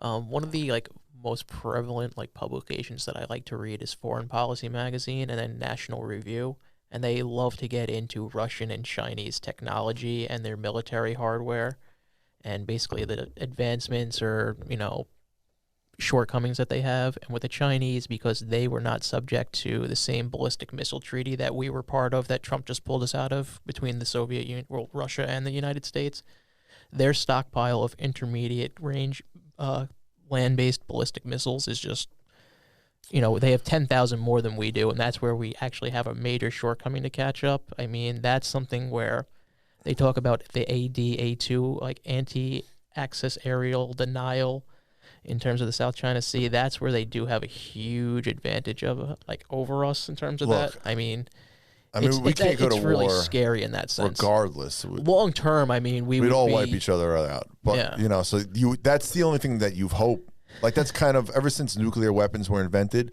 That's essentially the glue. It's that fear factor. It's gotten to a point where it's even without nuclear weapons, it's still mutually assured destructive defense. That's what I mean. Of course, the cost is just too high for any country to really go to war at this point. So that's what I don't even know what the end goal is really, even for China. Because they're always thought to be long-term strategy. They want us to acknowledge you have sovereign control over this. It's what are you going to say? We're not allowed to fucking run our ships through here. We're never gonna agree to that. And that you don't have the ability to push us out of here without starting some major conflict. You never know. That's what's scary. Is I feel like we keep giving an inch. We keep giving an inch. You know what I'm saying? And I alone vote for Trump just on the China issue. I mean, they're by far the biggest threat. And now you've got Russia and China, and Russia by it's not what they were. They announced a massive troop movement to Vladivostok because there's all these domestic protests in Russia in that region in Irkutsk, but they want to have any say at the table and anything that's going on in that region between China, Korea, Japan, the U.S. They want to be like, hey, we're still here too. Yeah. Well, have you seen that they talk about the next frontier in the fight is in the Arctic? Like for years shipping now. Lanes opening up. Yeah, and China really wants it, but so they've been building like bases all over icebreakers too. But they're building like nuclear power stations and like putting nuclear weapons in there. So the Russians are building floating nuclear stations, bro, and the Chinese are trying to get in there, bro. It was actually one of the other things that they talked about. That with all these shipping lanes opening up, the Russians have a fleet of icebreakers, heavy and medium icebreakers that can basically allow ships to get through. The U.S., we have 2 for the entire U.S. Navy, and they were built in the 1980s, and one of them is out of commission, where it's like, okay, this is somewhere where we need to start allocating resources here because this is about to happen. Definitely. I mean, well, the biggest reason Russia wants is for trading purposes. Well, it shortens the amount of trading routes between Europe and China. Right. And that puts them directly at odds with China's belt. So. Yeah. I mean, look, it's such a, I mean, China's trying to interconnect the world with their new Silk Road shit going into Africa. They're just everywhere. They're in all of us. They're just, I don't. Well, I know. I mean, Trump branded it as being very un-American and bad for us, but truth be told, TPP and the pivot to Asia were 2 things. Like we were heading in the right direction. I mean, but Bernie Sanders blasted like both sides blasted. That is fair, but like that concept was heading in the right direction. Of we need to get like the U.S., Australia, Japan, South Korea, the Philippines. We need to get everybody here on the same page to like be a counterweight to the Chinese. Oh no, for sure. But the problem was you have like a Japan or somebody ever since World War II who don't buy our goods and we buy. You know what I'm saying? Like I remember a report from years ago where like they went to every video game store and a computer electronics store in all of Japan, and like 3 of them sold Microsoft or Xboxes, and they were basically like never because one they don't like they won't promote them. They don't promote American products. They also just loyalty, all that, they buy their own goods, and then you're able to make better quality goods over time, hence why they dominate the electronics market. Exactly. It's great to have diversity, but that's for the consumer, not in the long run. You need your companies, like our cars, we need to buy our own products, so then we make our better products, so then we can sell them, and then we make, it seems like a fairly simple economic you would concept. Think so, but it's like all these countries, it's like, we'll just, allow our country, we'll have state subsidized industries, and we'll pay people, less money, and, all of a sudden the U.S. manufacturers can't compete. Right. It's and like, again, we could pay this much to make this versus this much. Right. And that was the original idea. Like when Nixon opened us up to China, was we were supposed to get shit cheaper. First of all, it doesn't seem much cheaper to me if you're paying $150 for Nikes made in a sweatshop by Uyghurs. You know what I'm saying? Yeah. Like, where's not the Monday morning quarterback, but it probably would have been better to go to like Mexico and Central America. Right. Even that, fun. Keep it in Central America. Go to Canada for Christ's sake. Yeah. You know what I'm saying? Like, they would. Obviously, it's just all about money. On the one hand, that's what Disney and Mulan. I mean, it's like that you're towing the Communist Party line, but it's like you got so much money. It's one thing to have and want to make money, but then don't preach to me your moral values and tell me what a shit person I'm. Can you bring up something on Mulan, like how they capitulated? I heard that they removed a kiss between the guy and the girl because that would offend the Chinese. Probably, dude. Yeah, it's sad. I mean, that's almost like, what was that old Italian movie, Cinema Paradiso, where it's like the Catholic Church made every single kiss in any movie be like taken out of a freaking. Look at the first line. Disney cut Mulan 2020. Is it a real site? Like this is legit? So the Chinese Communist Party is operating under the moral principles of the Catholic Church in the freaking 1910s. Look, they had to put up an old picture of it. But what does this say? Disney cut a kissing scene from its Mulan adaptation, if you can call it an adaptation. When Disney announced it was one of the first steps to start casting a Chinese actress in the lead role, as if you were going to put something else in. This is not like Julia Roberts trying to play Harriet Tubman,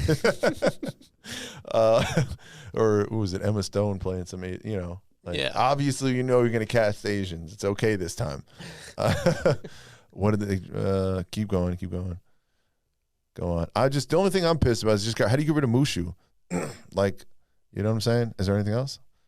Continue to scroll. Oh, there was Mushu. I just saw the line right up there. So biggest changes made. So early on, there was a kiss. I feel kind of gay reading this, but Stacey after Disney tested the movie with Chinese audiences. Local executives saw the kiss and disapproved. Mulan. It was. Oh my God! No, you can't. That doesn't feel right to the Chinese. What, they don't? Guys and girls don't kiss, or is it what? Because he was dressed up like a boy, and I don't know. I have no idea. It's just so stupid.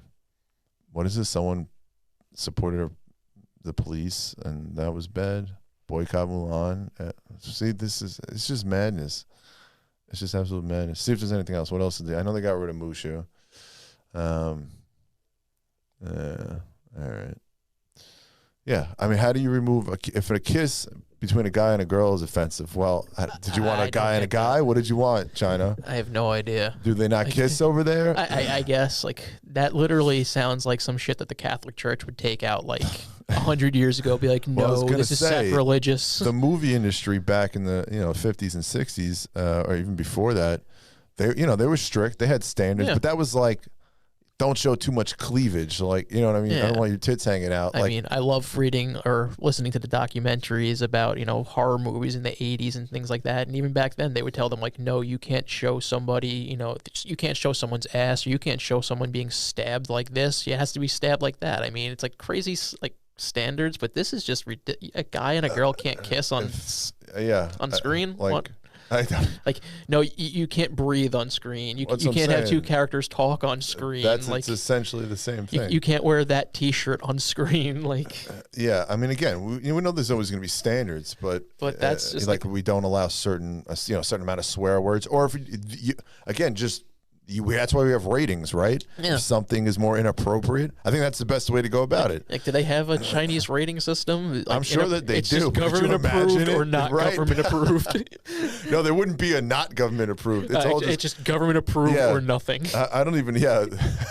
Government approved or beheading. Yeah, that's it. That's crazy to me. That really is just fucking. Ugh. Yeah. So I'm boycotting that. I'm really boycotting it because it's $30, and I'm just after if it was $3, I'd be like, all right, let's just. Well, are movie theaters really open to that extent where it's I haven't seen any theaters here open. I'm sure they're all open in China. I saw an article that there are few in the country and people haven't really gone back to them, but I don't know if they're open on the island yet, are they? No, I haven't seen any because I go to the gym and I haven't. They were supposed to be open, and then Cuomo, he shut that down too. If you can open the gym, you can open the movie theater. Of course, there are things that we can open and we can do this smartly. Dude, but there's some people sweating all over each other and breathing heavy and constantly taking their masks off because they're out of breath. Yeah, I'm pretty sure we can sit 2 seats apart at the movie theater while we're calm and relaxed with the AC. You know what I'm saying? Exactly. It's so ridiculous. I support, if you want me to wear a mask, I'll wear a mask. But when I'm in the gym, the stupidest thing is every 30 seconds, I'm pulling it down because I'm taking a drink of water, or it's shifting on my face mid-set. I mean, of course, it slides down my nose constantly, and then the girl comes over, she's like, "I put." I'm like, "Oh my god, that's why I go at 6 a.m. when there's no one there and I can get away with it." From cardiac arrest, are you going to give me mouth to mouth, sweetheart? How about you spare me? But that's why I go so early, because it's I don't want to deal with this shit. I'll do my workout, between 6 and 8 a.m. when there's no one here, no one near me, no one to fucking say anything, and I'm out the door. That's a good time. That's early though. Jeez. It really is, but I feel good. It's almost like I got something done at the start of the day, so it's today's been productive no matter what. I went today at 9:30, and I felt I was tired as shit. But you felt. I just did running and abs, but you felt good. You felt. Working out early, sometimes you can have the best workout because you're just kind of, I don't know. You get, I feel like you got a better pump actually because you haven't been, kind of wasting away throughout the day. You know what I mean? And I actually agree with, have you heard or seen the videos? And that's when your testosterone's highest too. So. That's true actually. Have you seen the videos with Mark Wahlberg doing his 4 a.m. workouts? Oh yeah. He wakes up 4:30 every day. Yeah. He's now you're going to go attack the day. You're going to go attack the day. I almost feel that sometimes. Then you're also going to go to sleep at 4:30 p.m. That's true. But I mean, I feel like no matter what happens, I can go home and literally sit on the couch and play with my dog all day and not do anything else. It was still productive because I got up and I got my ass through the gym. Yeah, yeah. Well, that's what I wonder if. Yeah, certain people can do that and certain people can't, because on one hand, sleep is incredibly crucial to the whole success of working out. So I mean, I'm a night owl. I'm not a night owl. I'm an early worm in the sense where it's like I fall asleep at like 8:30 and I'm up at like 5:30, 6 o'clock. Well, for me, it depends on like what my cycle is. Like I can be a night owl. I will be a night owl just by habit. But yeah, otherwise I'll fall asleep at like 10:30, and it just it is what it is. Whatever my cycle is. But I fell asleep yesterday. The Yankees were losing by 4 runs. I woke up. They won it in 12. I was like, what the fuck? Yeah. Yeah, I love when that happens. When you fall asleep during a game and you wake up and like, oh, shit, nice. Yeah, yeah. But, something else I was going to mention. Oh, but, well, the whole mask thing, like you said, I'll wear a mask if you want me to. Yeah. And I was just, you can't help but not think about these things. I'm thinking about them like every day. I'm like, God, you put it on. And like yesterday, I forgot it as I was walking into a store. I was like, am I really going to go? You know what? Yeah, I've done that going into 7-Eleven. I'm like, am I going to go home just to get a fucking mask, or am I going to chance it to just run in, use the ATM real quick, and get out before anybody says anything? Yeah, I'll walk a little faster, just out of but I say something. You know what I mean? Yeah. And then right after, as I'm leaving, like 5 teenage kids come in with just like their shirts held up and they're like laughing, like, you know what I'm saying? They got the right idea. Like, what are you going to do? You got to throw us all out? You know what I'm saying? Like, they're probably stealing the candy anyway. Yeah. But I mean, did you see the video of the kids going into Target and like staging a protest where it's like, we're not wearing masks? It's like, okay, if you're anti-mask, it's like, just have something better to do with your time. Well, like, again, really, like, it's like, who cares? The whole labels of like anti-mask. You know what I'm saying? Like, what person's just gonna be anti? Like, I don't like the masks. Yeah. I prefer not. But I'm not just gonna, like, of all the issues, like, that's the hill you're gonna die on. Right, right. like, I get if we're going on 20 years of mask wearing and they haven't, and then okay, I'll be anti-mask. Yes. But the way I see it is like, they've had plagues throughout history. I'm sure that during the bubonic plague, they would have killed to have a mask. Yeah. You know what I'm saying? During the Spanish flu, I'm sure they all, would have killed to have, so I can suffer it for a bit, as long as obviously they're working on it. The people who are much smarter than me. Yeah. Do I think it's necessary? No. I think there's too much conflicting information. One day you'll hear from the CDC, this is better than, God. You know what I'm saying? This is the best protection you can have. And then Fauci's like, well, actually, you really need a face shield and a hazmat suit. And then it's like, you remember the start of this where it's like, this can live on surfaces for up to 2 weeks. And everyone's Purelling and Lysoling how much crazy everything. Information came out the first. It'll live on stuff for like a month. Yeah. I don't know. The sun kills it, then the sun doesn't kill it, and then that, and the mask thing didn't start for 2 weeks after. They're like, well, I'm not really sure if it's effective. Now it's the greatest thing ever. Yeah. You're killing me. I'm putting my faith in you, but it's like we were saying before. Like 85% of theories are proven wrong in the long run. I mean, right. There's just a sad amount of misinformation, and again, it all becomes politicized nowadays. Yeah. We're just living in a rough time in that sense. Like, and something, it sucks in a sense, because it's like a lot of people are sacrificing and trying to stay home, and businesses are getting 75% of the restaurants have shut down. They're not going to reopen. No, they're just not. No, I don't know what we're going to look like after this. It's just like, I imagine a year from now. There's just going to be ghost towns. It's going to completely reorient, which in maybe some ways is good.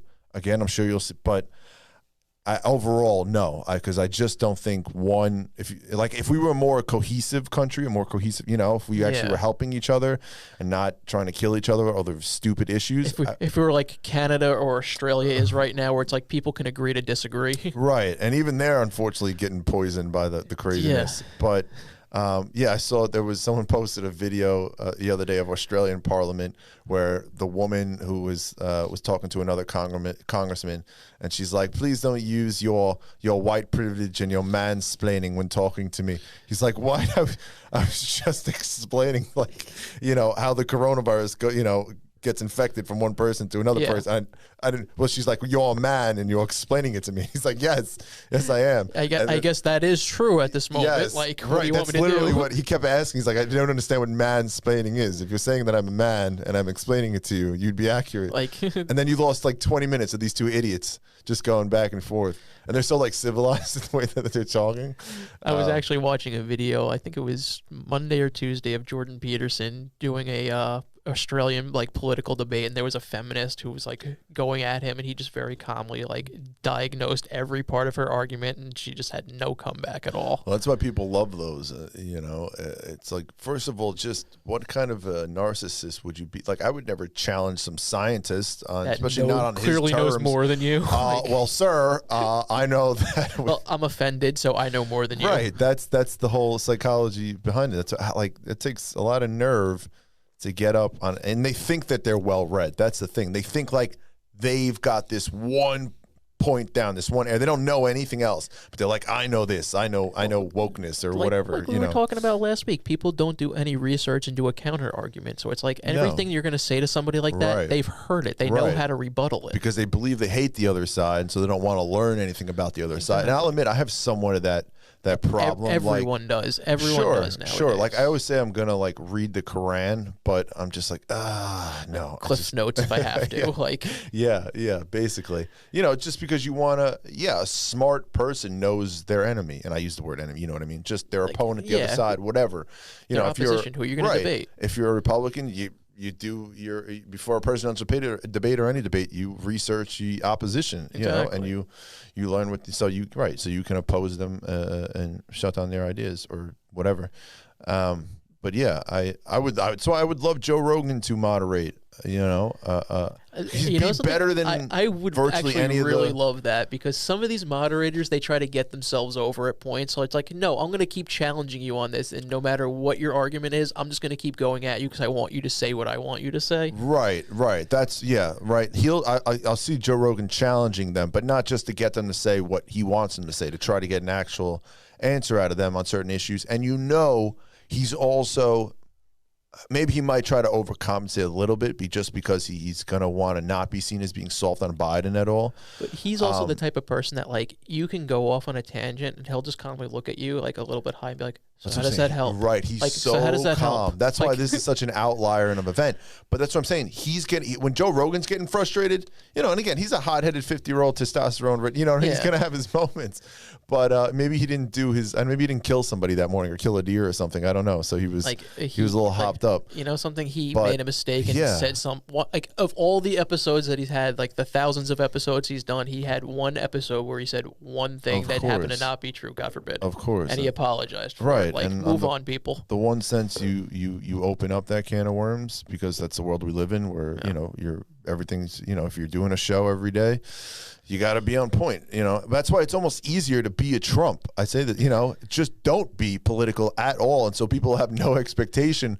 You're going to get a lot of shit, but it's easier. It's an easier way to live. You can say what you want, essentially, and you'll be criticized, but at the same time, people will expect you to. They'll expect you to never be right. So their standards are different for you versus like a political elite, something like that. Right. So when you're always trying to watch yourself, now obviously some people in certain roles, like yes, a president should be, or a politician, but it's an easier way to live. I remember the Republican debates in 2016. There was one of them where Bret Baier from Fox News was trying to get himself over on Trump, and he pulled up statistics on pharmaceuticals where he's like, you said you were going to save us, X amount of dollars, but total, this is how much, goes into this part of the economy. And he was technically right, but he was trying to get himself over in such a way where Trump was just like, I don't give a shit. And the crowd basically sided with Trump, where like you said, there were different standards for him, where he wasn't going to be a political, well, that's the thing. Novelist on this. That's the dichotomy. Is on the one hand, that's why people liked him, and that's how he got elected. So he isn't tethered to the same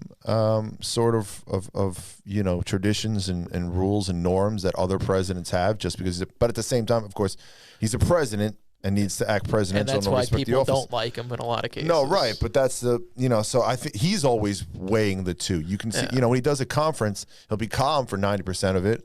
But then you ask him a question that he doesn't like or is unfair, or whether it is legitimately unfair or not. That's when he just goes to Trump, and so So it's a 50-50.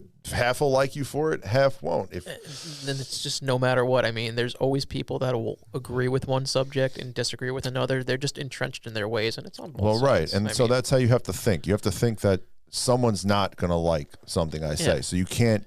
that's the problem with the world today. Is they have that thought in their head. So, but then they're worrying about everything they say instead of saying, you cannot please all of the people. Right. Like, F those people, and then just try to be appropriate from there as like a normal. This is what we did throughout society. You know what I'm saying? Literally, I remember this.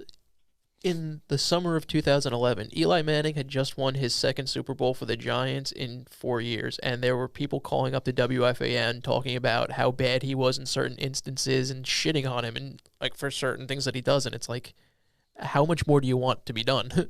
Was this Eli Manning? Yeah, but it's like you said, certain people are just not going to agree with certain situations. They're not going to want to, they're entrenched in their ways, and they just didn't like the person. So, and he's like the nicest guy in the world. Like, no matter what he did, I'm going to find, if he did 100 things right or 99 things right, I'm going to point out the one thing he did wrong. I mean, that's just how people are on both sides. Right. No, so that's why you have to have a healthy respect for other people and ideas. But, you don't just go to dinner with somebody and, you might feel like whipping your dick out, but you don't, because, it's inappropriate in this setting, unless you're Louis C.K. That's the funniest David Chappelle defended. That was, on all the great stuff he's done. I think he was a little biased because Louis C.K. was his friend. Yeah. But, he legitimately didn't see a problem with him whipping out his dick. Yeah. I mean, he makes it so funny because he's like, he masturbated on himself, supposedly. Like, in the grand scheme of all the fucked up things that have happened in the world, it's like... Right. He's like... We jumped on this one and crucified it. I know. Well, that's what I'm saying. For all the things that we could have. If you could ever do anything more harmless, it's just to masturbate on yourself. Right? He's like, yeah. He's like, what would you do? Call the police? Sir, this man just masturbated on himself. Yeah, like, they would just... obviously it's like if it's not in public, I mean, fuck no, it. right. And he's like, and what else did he say? He's like, well, the people didn't get up and leave when he did it, so. How offended could they have been? Right, exactly. Those were his exact words. Those were his exact words. But something else I thought about that I was talking about earlier. See if you can bring up an article on the MRI machines that they're using to essentially be able to read people's thoughts. Have you seen this? What? Yeah. So it's a project that's been in the works, I think in Pittsburgh for about 10 years. 60 minutes did a piece on it. But yeah, they're essentially, I mean, again, they're not there yet, but no, not closer. I don't know if it's a certain kind of MRI. So okay, let's try that one. We go back. Scientists let's see if you can find a more recent. All right, check it out. This is 2017, but basically, yeah. I mean, at the end of the story, the doctor who runs the program says eventually we'll be able to read your thoughts. What is it like? They can read like brain waves reacting to things. So they can see or not brain waves, but certain areas of the brain that light up. So they basically what they did was they would give you like a certain thought or like in a word. An emotion or something, and then you would have to think of a scenario, that was pertinent to that word. See like how your brain and reacts. Then so they would see the certain areas light up, and then they also did a control where they did people with autism versus people without it, and they could actually see the differences. Like when they would give the person with autism a word, they couldn't think of like they'd give them the word hug.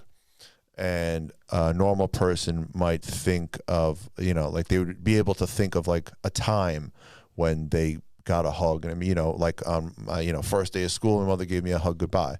They can't think in that abstract sense. Okay. Like hug, they just think of the action, just physically, they'll just think of just giving someone a hug, you know what I mean? Okay, like their thought process, they can actually like measure it and see like the difference. Right, and you could see like, and it doesn't light up in the people with autism, yeah. So, but, so let's see if you can find another. Look up the 60 Minutes piece on it.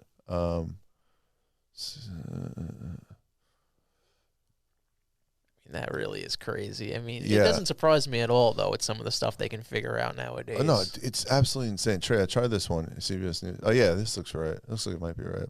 Yeah, that's it. I don't know if you want to pull up the video on it, too, but yeah. And then working on this for 10 years. Carnegie Mellon, right. So yeah, they've been basically filming them like over the 10 years from when they first started. And he's like, yeah, this is exactly it. They use these giant MRI machines. So a neuroscience showed that on a physical level, our thoughts are actually a vast network of neurons firing all across our brain. So if our brain activity could be identified and analyzed, our thoughts be decoded? So in Pittsburgh, yeah, more than a decade trying to do just that. You can go down. So basically, yeah. So now for the first time, they can see the physical makeup of your thoughts. And so the idea is that eventually, that's the other thing is they were using it now in conjunction with some psychologists, like reached out to them because he has a lot of suicidal patients.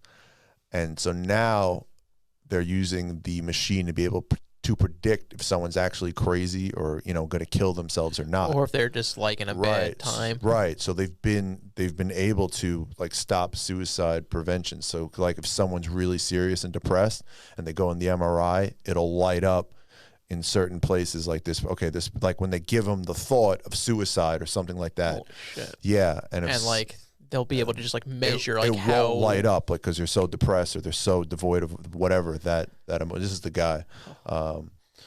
But and if they're not, it won't light up. Essentially, I'm giving such a poor explanation of it. But yeah, that's what it looks. That's what the images look like. So like so like they can actually like see just how much that triggers you. Right, and so like those certain areas that are circled, like see where it's red on the left, that means that they're like so that was the word they gave him, gossip, and then that would be like another word they gave him, spirituality, and so different areas would light up or. Because like also aren't parts of like your actions controlled by certain parts of your brain, like speech is on like the left and like movements on the right or something like that. Yeah. So this is just insane that they're able to do this. Yeah, so this is part of what they're, and then so for 9 seconds, they put in one of their people. She would think of little scenarios that would conjure up the feelings on the screen. After she came out, a computer program took the brain activation data gathered by the scanner and tried to decode her thoughts. So they gave her the word disgust. She said, I thought of someone throwing up on me, like at a baseball game. So the computer read her brain patterns and could tell what she'd been feeling. So the program's answer is, I think the emotion is disgust. The experience was actually discussed. That was correct. So it was able to decode her thoughts from, like it didn't know that she was given the word disgust. Yeah. She thought of the emotion, and it was able to read that she associated with the word disgust. Dude, like 50 years from now, computers are going to be like predicting us, controlling our freaking with all the stuff and the Neuralink and all this shit. So it has a 97% accuracy rate. And they did people with autism. All right, go down. Yeah, there you go. The word hug. As they showed in findings, the word hug, the key differences were in brain regions that activate when we think about ourselves. Whereas autism, they have far less activation. So they couldn't think of they thought of it like more like a definition of hug without self-involvement. So that's okay. But still, just like the fact that this thing is measuring that and like predicting it. Dude, they've been doing it for 10 years, like secretly. No, not secretly, but that was the psychologist. This is where they talk about suicide and suicide prevention. They can look into your brain and see suicidal thoughts. That's just all crazy stuff. But I just go to the end where he basically, I think they ask him flat out, like, do you think people will be able to control your thoughts or read people's thoughts? So like here, a suicidal person is much more likely to say, when given the word funeral, they'll think my funeral instead of somebody else's. Again, not an exact predictor, but certain areas will light up and certain areas won't. But scroll down. Here you go. Will it ever be possible to read someone's thoughts precisely? The thoughts are there precisely if you could just get close enough to the electrical activity. You think that one day we'll figure that out? Yes. Which means that we'll never be able to have our thoughts completely secure within ourselves. I think it will be technologically possible to invade people's thoughts, but it's our social obligation to make sure that never happens. Yo, the Chinese government is going to have like these brain scanners on every corner. Bro, if they don't already. Thing to be freaking looking for people that are not like subscribing to state media. How does that make you feel, Rob? Confident over there? It was literally what he was just talking about, right? As you walked in. Computer, it's like, dude, people are going to be able to read my thoughts. Well, I have no thoughts. There's nothing going on up there. So you know what? I guarantee you, if they had that shit like accurate and like able to do it like on a mass scale, like scanning people like in a crowd, they would totally have that. The Chinese government, they'd be like, "Yep, we're putting that out there. We're getting everybody." Absolutely. I can't even imagine some of the stuff they try on their own people already, or on the Uyghurs or whatever. You know that they're trying stuff, bro. I mean, they definitely. There's no way they're not. Again, it is this funny thing where like we have certain like nuclear weapons. There's people that have they run that shit. Yeah. Chemical weapons, biological weapons. We've done a pretty damn good job though, or at least those people in power of not using it, having a bad day, and walking in just being like, "Don't fuck it, I'm ending it all," So I do have a certain level of trust, as you just have to. Otherwise you'd go crazy, right? And of course I don't trust the Chinese. It's like having trust with mistrust at the right, same time. Of course, and that's it. And that's life. And that's having a government and the civilized. Like there's. Right, we're trusting all the people out there right now running shit while we're in here. Every single government out there. Of course, it is. We're just assuming like a bomb is not going to drop right next door and kill us all at any moment. Like we said, mutually assured destructive defense. Yeah, if you kill us, we'll kill you back. No, that's for sure. Just who gets off the first strike? You know what I mean? But that's why you have to like. It's sad that you have to keep up with the. It's usually just like a rogue nation. There's always one that's always coming up out of the woodwork to just screw shit up. Ironically, like I don't know if we have enough time to delve through the topic of making peace in Israel and the whole of the Middle East. We can talk about that. Do you think it's all a sham? Like the left is trying to? No, actually, it's a very good thing, and it's not entirely because of Trump. I mean, Israel under Obama, Israel with Netanyahu and Obama had a frosty relationship. But he hated Obama. Oh, God. Just in general, Bader Ginsburg, couldn't get rid of her. Oh yeah. Oh wait, she's already gotten me. No, I'm sorry. That's a topic we definitely don't have enough time to delve into. But it's definitely going in the right way in the Middle East. It's boiled down. It's almost a sense of the enemy of my enemy is my friend. So many of these Gulf states are realizing. Who's their enemy? Iran. Yes, the Iranians and the Shia Islam, Shia Muslims. Basically, there's 82 million people in Iran. The most populous country of Sunni Islam is Saudi Arabia with like 28 million. And so many of these Gulf states are realizing no matter how much money we have, no matter how much U.S. military technology we buy, the only force in the Middle East that can actually stop the Iranian military is the IDF, the Israeli Defense Force. Right. So a lot of them are realizing like we need. Well, the Saudis can stop them too. We've given them so much military, and they have so much money. But it would require a lot of U.S. assistance, even like on top of that. So they're realizing that it's a lot of mutual benefits to this. Oh, sure. Well, I think what it simply is capitalism. It's. They've seen how strong the UAE. The UAE has become incredibly powerful now. They're the UAE, big the Kuwaitis, players, right?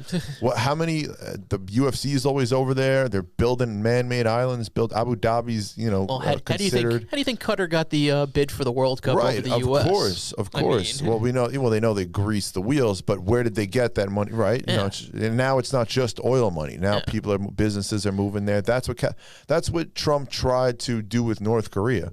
He's like, when he showed him that video and montage, we did it for China and it works. I mean, it's a great. You can also create a monster like you did in China. Yeah. Maybe you want North Korea to stay in the dark. I think you do. You feel sorry for their people, but you want them to stay. Well, it's almost actually a good comparison when you look at from the time that Nixon went to China to open them up versus when the Ayatollah took over in Iran. Look at how China has changed in that time, and probably, we can talk about communism, but in terms of their lifestyle and their quality of life is much higher versus the Iranians are still exactly where they were in 1979. Sure. Yeah, well, China's trying to have the best of both worlds. They're politically, you have, they're a free market communist. Right, how does that work? Of course it doesn't. But that's, hey, they're getting, you know, that's the best. If you're a government, that's what you want. That's no one true. criticizes you. You know, you make people disappear, and then, you know, but again, what is there, what's the trade-off? I mean, like people say, I mean, of course, people still want to come to the United States no matter how bad their perception is. Nobody wants to move to China to become a Chinese citizen. No, well, yeah, very few. Is that even possible? Like, can you? There are some. Because I remember when the coronavirus first kind of started, I remember seeing some white dude and his Asian wife on there, and you know, he was trapped there now. He's like, they have guards and, you know, patrols and all this crazy, but Shit. He was kind of like, I think he was a little crazy to begin with. You know, he was a young guy, but to move to China in the first place. But you know, just like my cousin did it, like, or South Korea, those places. You know, South Korea is obviously a different animal. There's plenty of people that go over there. They live there for years. You know, they don't actually get citizenship, but like, they want people. They want Americans, and they want that business and all that. Hey, Stephon Marbury's happy over there. I mean, it's different if you're treated like a god, if you got money, and, you know, but I think foreigners are treated, at least Americans you're treated fairly well. I think it's different now during the coronavirus, because I've read some things like, or in Hong Kong too, like, you know, when they see even like Brits or anybody, Americans traveling, you know, they're like, oh, you're bringing disease. It's like, let's roll. Who's the one that eats the bats and the dogs? All right, let's get a little perspective here. Seriously, it's did you see don't blame me for this. Yeah, did you see the that Chinese doctor, the woman, she's been... Yeah, I mean, I read that she was widely debunked, where, like, they said that there's no way it was made in a lab. I have no fucking clue. Again, I've read the complete... I've heard the complete opposite. I think... It's one of those things where it's like... Well, that's why you could probably see on both perspectives. It depends on what you want to believe. I think what's incontrovertible, though, is... I think there's a clear concerted effort to try to destroy her, because within 10 minutes of, like, her interview or whatever, Facebook banned it. Yeah, like I think Twitter took down her profile and all that shit. Right, what the hell? To anybody, it doesn't matter if they're like, how are you not allowed to say that it was made in a lab if you're a Chinese doctor who worked in like? If I don't care how they come, you know all the hair, it's sick. That's horrible. That's censorship. That's just terrible. Basically. And they're doing it constantly with any video that doesn't agree with them, right? Like, now I'm starting to see it where it's like they'll label videos like this could be misleading or this has been debunked. Who are their scientists over there checking at Twitter? You think they've got a team of? No, they don't. They got like Whitney in accounting, who's some woke activist being like debunk. I actually saw an article from some engineer who just left Facebook where he's like, there are countries that nobody ever talks about, like Nigeria and all these like weird... He threw out a whole bunch of different examples. It was like Dominican Republic, where Facebook actually was widely used, and conspiracy theories that would never get to the United States because we don't give a shit about it really did sway people's opinions and change the results of elections. Oh, I believe that, sure. And there were points where he was like, actively going to his management, like in real time, like, we need to take this down, like, we need to take this down, we need to do it. And they were just like, who gives a shit? Who gives a shit? Who gives a shit? And literally by the time they finally were like, okay, we want you to look into this, he's like, there's nothing I can do now. Like, once you open Pandora's box and let it spread, like, what do you want me to do now? Yeah. Like, I mean, again, it's who's deciding what's That's true exactly it, where he was like, there was probably not true. Like, it was probably a good idea that they should have been taken down, but he went to his bosses and they were just like... But also, number one, isn't that racism? She's Asian, she's Chinese, and she's a female. You can't do that. Yeah. That's racist. So you dropped the ball there, number one. But also, like, they know what they're doing. Like, they know what they're doing. Anything now, and it's weird, like, why they're dying on the hill for coronavirus. You know what I mean? Yeah. They've taken up the coronavirus issue as their climate change, as their global. It's like so weird. People like, why? You want to own it? Yeah, they're entrenched on weird. Then own all issues. the deaths too. Like, you want to add it? Like, if you're censoring videos and like. All of a sudden they love Fauci, and he's like, God, like, they're so weird. I don't know. Like, something. It's almost like they just want to disagree with somebody. That's of course what it is. That's obvious what it is. I mean, she went on Fox News, kill her, destroy her. I don't care if she's an Asian woman, she's a minority, but if she's not credible, then who is? Like, apparently she's been a top doctor. She worked alongside the top virologist over there, possibly in the world. She's had, articles published in Lancing and, top medical. So if she's, if we can't at least hear her out, but it's just that simple thing. Like, I'm not just saying I'm going to believe her like that. There should be enough respect for us that we can decide for us, but they don't respect us. Like we can formulate our own opinions. Oh, they can't handle this. Nope. Yeah. I mean, in the it's just so weird. In the grand like scheme Joe of Rogan, things, it's like, so strange times, strange man. It's true, actually. Now you pointed out, he always says he always just strange, man. Like in the grand scheme of things, like, are you and I ever going to be able to determine, like, oh no, this clearly was made in a lab versus like it's just something in nature? It doesn't matter. Like it's here and we're dealing with it. Like they're trying to shut down the few quacks out there that are going to hear it and then like go out running about it. But it's like all the hills to die on. That's what they're going to pick for today. Like, why are you picking up the coronavirus fight? Like you own everything. Then own Nancy going into the nail salon. Own all the deaths. Own Quiz Cuomo. It's one of those things like that. Her going into the nail salon. I don't like Nancy Pelosi particularly. I think she's like freaking wonk. She has a lot of that Hillary Clinton unlikableness. She's so old.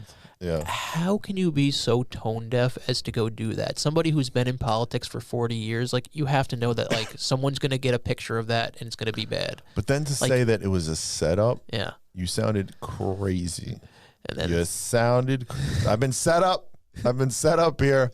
I think Trump said the same thing about his town hall where he's like, this was a political hit job. Well, sound like, well, if you want to say a political hit job, that's a term that gets, you should, she said setup. Yeah. Like it just sounded, she kept saying it. And that just, even if you start saying someone set you up, because she's to take the fall. It was just so freaking tone deaf. And it's one of those things where it's like. And I'm glad that people hung the hair dryers outside and someone defecated in front of her house. You saw that? Yeah. I mean, she had pledged that she's not going to take up the speakership after 2020, and that's one of the things that, like, I think the Democrats really need to hold her feet to the fire. Like, okay, you were here for 2 years to kind of just, like, toe the line because, like, for a stability factor, but going forward, you cannot be a face of this party. Like, you've got to go, lady. Yeah, and, I mean, as crazy as she is, like, I used to fear crazier people on the left coming up, but she's, even if you're not, if you capitulate on everything, then you're just as guilty. You know what I'm saying? Like, what does she stand up against on the left? They all just go with everything now. So it's one of those things where it's like, if somebody just says one thing, like, we can disagree with that. Like, everybody gets together around a disagreement. Like, it's all just, it's total madness. Did you see the obviously now everything's about the mail-in voting? Yeah. But there was a big story that can you pull that up? See if you can pull that up in, I think, Philadelphia, Pittsburgh or something. I want to, or maybe just Pennsylvania. I think the whole state. But basically, I mean, the whole mail-in voting is going to be a shit show. Yeah. I mean, they've already got so many problems with it. But yes, I think it was Pennsylvania right there. The NBC News one, mail-in ballot law in Pennsylvania. Oh, it's driven out already a quarter of the state's top election officials. They're just like, this is already a shit show, and we're just gonna more than a dozen counties are and this is NBC News, not Fox News. I know. Deputy directors leave in the last year since a new law passed to accommodate no excuse mail-in voting. That's never good to put no excuse in front of something. The courts have created a shit show of an election. Nobody understands. Nobody has a grasp. It comes after weeks. The Keystone State took weeks to report its primary elections results in June, and as local election officials face ever-changing demands on the process. And they're like, I think they said, we're never going to be able to count these votes by November 3rd. Yeah. It's going to take, it took Pennsylvania like literally a month after the primary ballots were cast for them to actually finally announce like the winners in their races. Remember when New York had that same issue with a local election? Like, it's going to be, it's already a disaster. Yeah. I actually, I had requested a mail-in ballot when I did the primary voting back in, what was that, April or May, but at this point, I'm literally just going to show up to my polling place. There's no reason for me not to. I'll roll in at 7 a.m. There's not going to be anybody there. I'll be in and out in 10 minutes. There you go. Right after you go to the gym at 6, you go right to the polling place. Fuck it. I'm just going to go. Yeah, I mean, for me, it was never even a thought. I mean, again, it's sad that everything just gets so politicized, but you can obviously see what the Democrats are like. They're pushing it so hard that, there's no way it's not political against Trump, right? Because everything, number one, to begin with, is political. You know what it was? They started it when everything coronavirus was so hyped up, where they thought this is the only way we're going to be able to vote. And now we've gotten to a point where it looks like people really can. I'll even give them that maybe there was actual. But now they're so genuine in the beginning. I'll even so concede that. entrenched on the issue now. They can't walk it back now. And then it just gets worse. They start accusing Trump of stealing mailboxes, and then he says it's rigged, and then it just goes escalating. Well, there's certain things that are just so stupid. Like some states are saying, see that accusing him of stealing mailboxes? Yeah, because like I think there was what state was it? Iowa, I think it was, where they're like, we'll allow you to drop off your mail-in ballots at. They used to have like designated mailboxes around the state where you could go. Now they're like, no, you can only do it at like the party's headquarters, where it's like.